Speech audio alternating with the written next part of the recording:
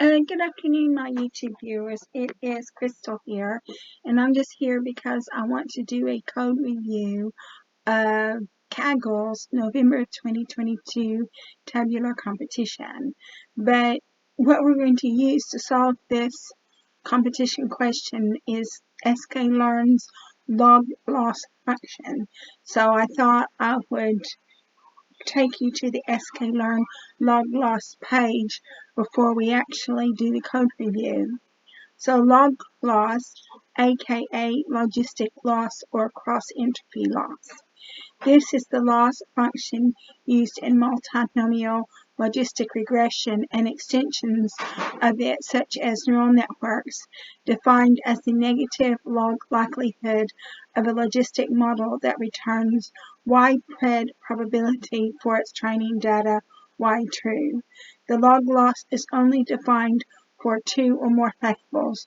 For a single sample with the true value Y is, I don't know what the E stands for, 0 and 1, and probability estimate P equals PR equals 1. The log loss is, and then they give you the formula for the log loss. It says read more in user guide. So we can come over here to the user guide and we can look at log loss. It's defined on log loss, also called logistic regression loss or cross-entropy loss. It's defined on probability estimates. It's commonly used in multinomial logistic regression and neural networks, as well as in some variants of expectation maximization, and can be used to evaluate the probability outputs, predict prova, of a classifier instead of its discrete predictions. And then it gives you some more information about log loss, and then it gives you sample code on how to use log loss. So Y true is 0011, and then it gives you Y pred, and the Y pred, it gives you the probabilities. And it says log loss, Y true, Y pred, and then it gives you a 0.1738. So that's how you use it. And obviously I've never really used log loss before. This is the first time I've used log loss. So I don't have a lot of experience with it.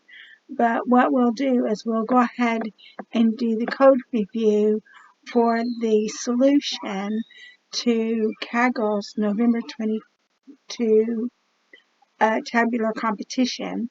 And basically, because I don't have a lot of experience in this, what I had to do was I had to actually go onto some code that where people had made their code public, and I had to use that code because that's the only way I can learn is to study other people's codes, because I don't have anybody to help me.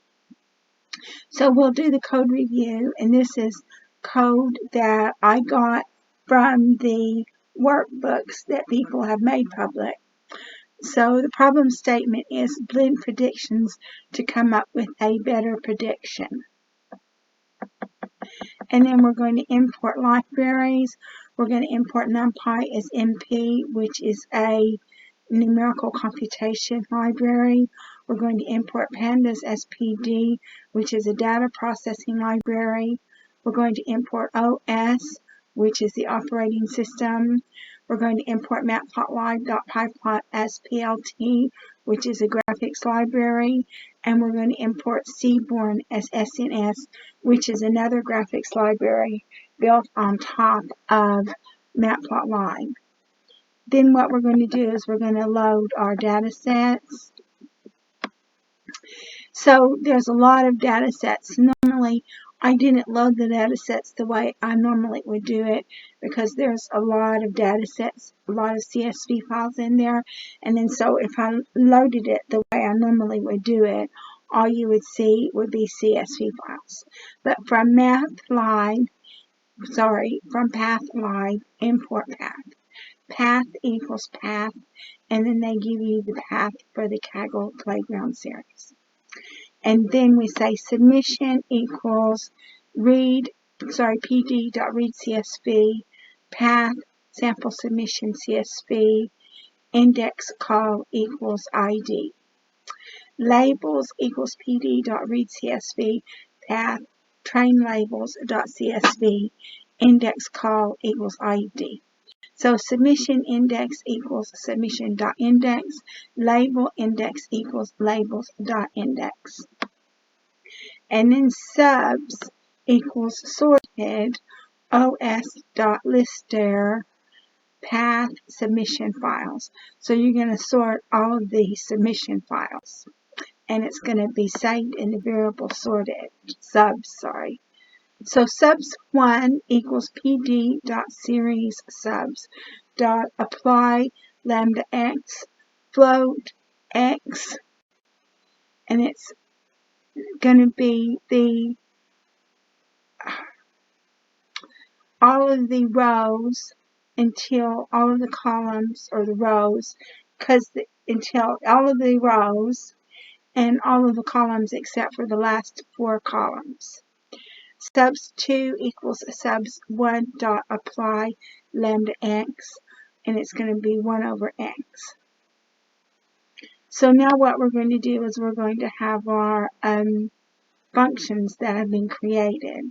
So from sklearn.metrics, import log loss, def weighted sum list, s equals np.zeros, lst0.shape, for I in range, len lst, s equals s plus lsti times subs 2 I, return s over subs 2 len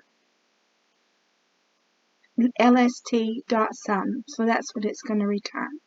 And then we're going to get the blend function. Blend equals s is an empty array for I in range n. Sub equals pd read CSV.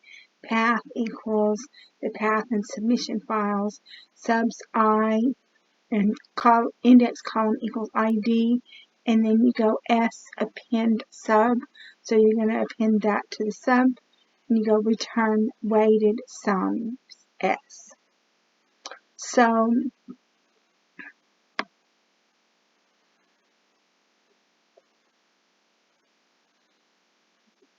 and then so we say score. So here you see that we've got a function within a function. So you've got blend, but you've got weighted sum, and that's within the blend function.